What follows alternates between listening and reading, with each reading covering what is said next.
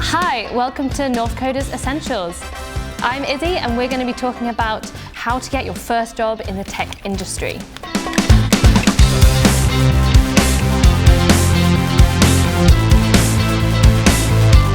So, you've learned to code, maybe you've attended a coding bootcamp like Northcoders, maybe you've studied computer science at university or even taught yourself.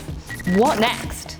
If you did come to Northcoders, you'll have a huge helping hand. Our partnerships team work with our hiring partners to make sure that we always find suitable jobs for each of our students. They'll help you with tech tests, CVs, assessments, everything you need in order to be as attractive as you can be for an employer. But let's assume for now that you didn't come to Northcoders. Firstly, be patient with yourself. And be patient in finding a job that's right for you. Not everyone is going to get offered one straight away. And even if you do get offered one straight away, don't go for it just because it's the first one. You want to make sure that the company is right for the culture, for the subject matter, for everything all together. Interviews are really good for both parties. The employer can find out if you're a right fit for their company, and you can see if you actually want to work for them as well. Secondly, don't stop coding. This is such an important one. It can be so tempting once you feel like you've learned coding to just stop and think, okay, I've done it now. But just like an athlete needs to keep training to keep their muscles ready to go at any moment, your coding skills also need to be kept on top of by doing little bits of coding as much as possible. Learn a new language, return to old code and try and refactor it and make it even better than it was with your new knowledge.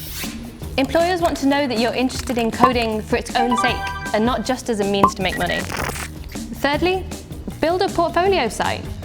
A CV will only get you so far in the tech industry. Employers want to see something concrete that you've made and with the code to back it up as well. Make something that looks really good, that shows some of your other projects, and also keep it well maintained and updated. That way employers know exactly what type of code you write before they've even met you face to face. Here are some good examples. Next, practice interviews. This isn't just advice for anyone in the tech industry, but just anyone looking for a job. Look up common interview questions for your field and rehearse them.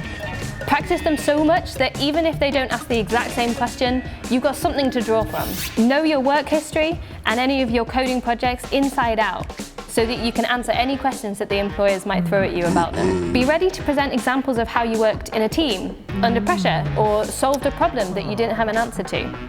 Remember that even if your previous roles weren't in the tech industry, there'll still be loads of examples that you can use of transferable skills that you could apply to any development role. Ask a friend that you trust to give you some honest feedback and practice with them.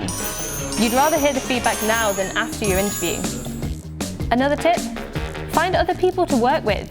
It can be so much more fun to learn and engage with other people as well. There's no better way to consolidate your knowledge than by teaching someone else, and employers love it. Try joining a meetup. If you're based in the north of England, we recommend CodeUp, which is suitable for beginners at any level, or Coding Stuff, which is a coding meetup for women and non-binary people in Manchester. Finally, when you accept your offer and get your first job as a developer, just remember that the journey isn't over yet. Being a developer means lifelong learning and experiencing and exploring new things. Thank you so much for listening.